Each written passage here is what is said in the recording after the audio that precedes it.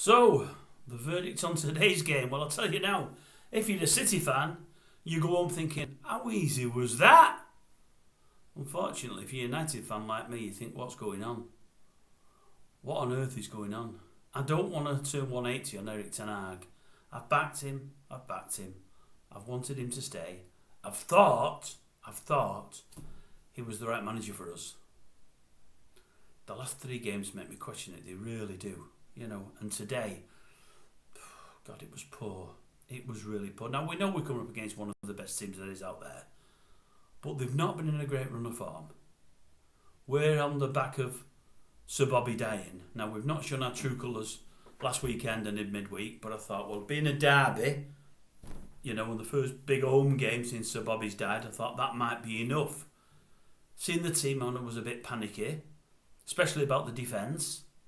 Heard him interviewed on Sky before the game, and they actually said to him, well, how come you've got Evans and Lindelof in when you've got Varane and Reguilon on the bench there? Are they injured or is it something else? He said, tactical. And he didn't expand on it. And I thought, maybe he's got a plan. Or maybe he's got a plan because he smirked and what have you. And I thought, maybe he's got some kind of plan here that I can't see. Unfortunately, as I watched the game, if he did have a plan, he forgot to tell it to the team, or they just threw it out the window. They've not wanted to know. I've seen a team today that just weren't a team. We regularly don't play like a team, but we were awful. Absolutely woeful. And one of the worst players on there, and I hate to say this, because since he came back and covered last year, he's played well. I wanted him gone. I don't want him gone anymore, but I don't want to see him as fullback against one of the better teams out there. Lindelof, he was absolutely atrocious today. There could have been another couple of goals against him. There was one chance early on in the first half. He looked behind him, seen a player there, and just let the player go. The ball is coming over Lindelof's head and he thinks it's going out, so he leaves it. Goes to the City player who's chased it down, puts a cross in, could have scored just before the first goal that was. And he got tied up another couple of times later in the game. Dalot was pretty poor. I think for the second goal, he was miles up the field, as Wan-Bissaka was all last year. So we've got Bruno playing as fullback there, trying to keep them out, not knowing whether he's coming or going. Bruno, again, when he plays out on, be it the left or the right, you're not getting the best out of him. He needs to be through the middle. McTominay played well first half and was a threat. Could have done a couple of things better, but it was a threat. Dropping back into midfield in second half, he's not that same threat. Mount for Amrabat, I didn't see that. I think Amrabat's pretty good, but I may be wrong. I've just heard something on the radio saying the guy's there saying, what is it, Mickey, I can't remember his name. I know it'll come to me because they have no script here. The summarise there today said, I've seen him for the last 2 games, he's got no legs. I wouldn't be signing him. I thought he was a try, and I thought if you get him in a central midfield holding role there with maybe Casemiro, although, I thought maybe that'd tie it in. I was unhappy to see the young boy didn't start on the bench. Is it May now? I'm probably saying it wrong, but I do know he's only had 1 youth game and he wasn't fully fit, I believe. But I'd have brought him at half-time rather than Mount. If you're taking Amrabat off, I'd have brought him as the holding midfielder. I believe in pre-season he was great. But just disappointing, and we were disappointing throughout the pitch. Again, Rashford, I know I always call him, but I call him because he's never in the game. And you can say, well, people aren't putting him in the game, although they normally try to. Everything normally goes through Rashford. Nothing much went through him today, but he does nothing. If you're your team's best player or one of the best players, and if you're young and if you've got legs like he has, and if you're if you're on over £300,000 a week, surely you affect the game and you put yourself out there. He's doing nothing at all. Shocking today, just shocking. Rasmus, all right, took a couple of heavy touches, but he was there, he was tried. We had 3 great chances in the first half. I think in the main they were all from mistakes by City. We never really created anything at all. Anything. Second half, absolutely nothing. Woeful. Absolutely woeful. And I've heard something. Stay till the end of this. I've got something to tell you that unless you've heard TalkSport in the last half hour, you won't have heard. Mickey Gray, by the way, that's who was the summariser, I think, on TalkSport. I heard something that shocked me to the core. It really did. I'll tell you at the end. But no, just really poor. I don't want to turn on Erik. I've wanted him and I thought he was the right man. But I'm now thinking, is he? Are they not playing for him? Are they not listening? because it doesn't look like a team that's going out for the manager. It doesn't look like a team that's leaving it all on the pitch there for me. It doesn't at all. There's absolutely nothing. And I've questioned them before. Some of his signings, Mount, was it his signing or not? Not sure about him. Anthony, definitely not sure about him. 80 million. The goalkeeper, some great saves today. But again, another couple of ricks. Not sure about him, but I think he'll come good. I think.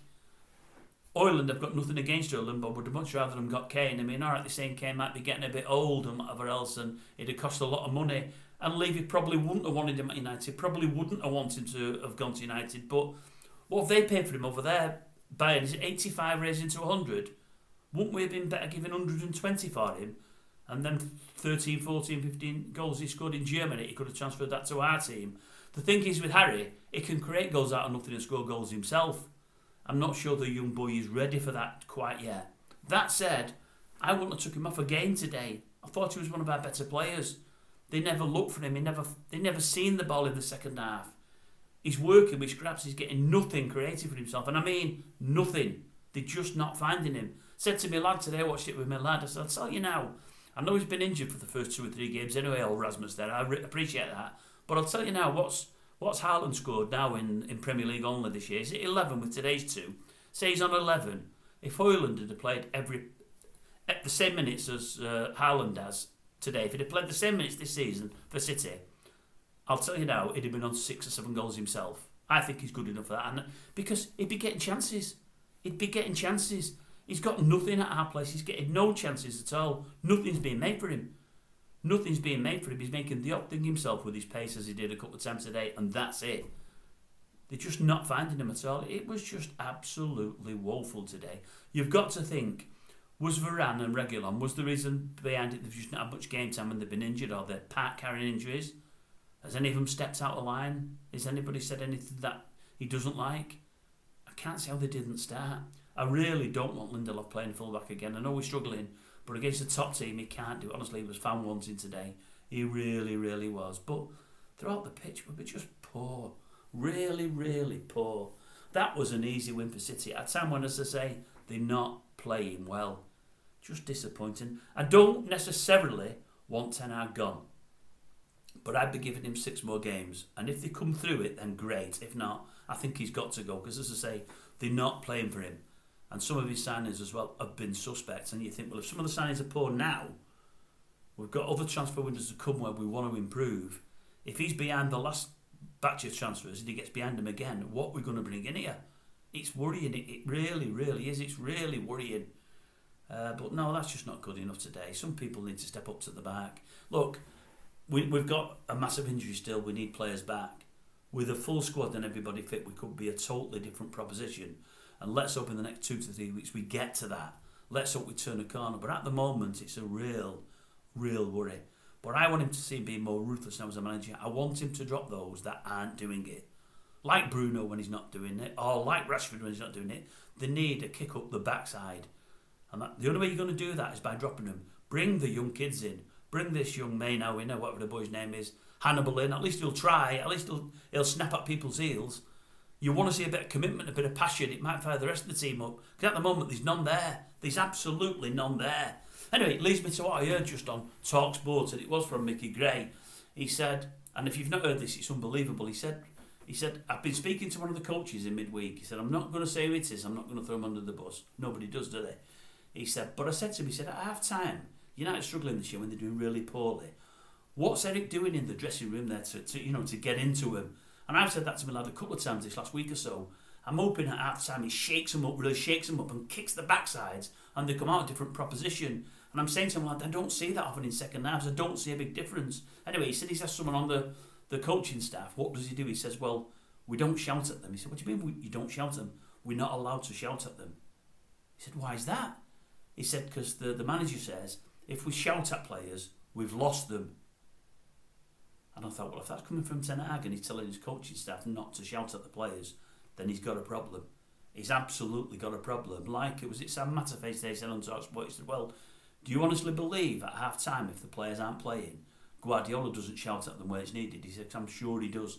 Best coach in the world, but I'm sure he still shouts at people. If they can't stand being shouted at, he wants to get rid of Merrick. I can't understand it. Jeez, I can't believe he's not shouting at him. Imagine what Fergie would do. Imagine what Fergie would have done at half time today. I think they'd have come out a different team than they did today. So I worry, folks, I worry. But my biggest worry is if they bullet him, who's there?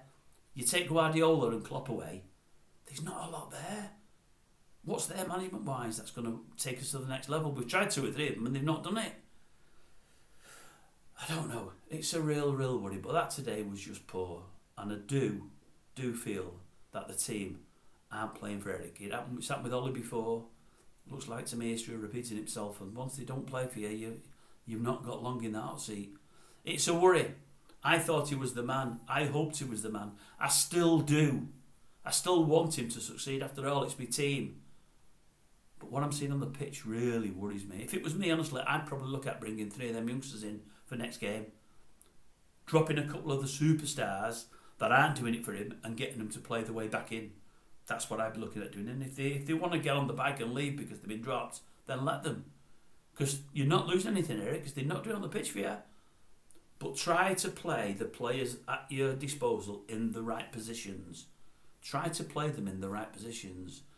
They're all out of position and they're all looking like they're out of position. You're not getting enough out of some players there. Anyway, what am I telling you for? You should know all this. You're getting paid God knows how many £100,000 a week to do the job. But it's a worry, folks. It really is. Unless that is, you're a City fan, in which case it's no worries at all. And if you're a Scouser, if you're a Liverpool fan, you'll just be laughing at us today. And rightly so, because I'd be laughing at you if you're in the same position. There's no doubt about that.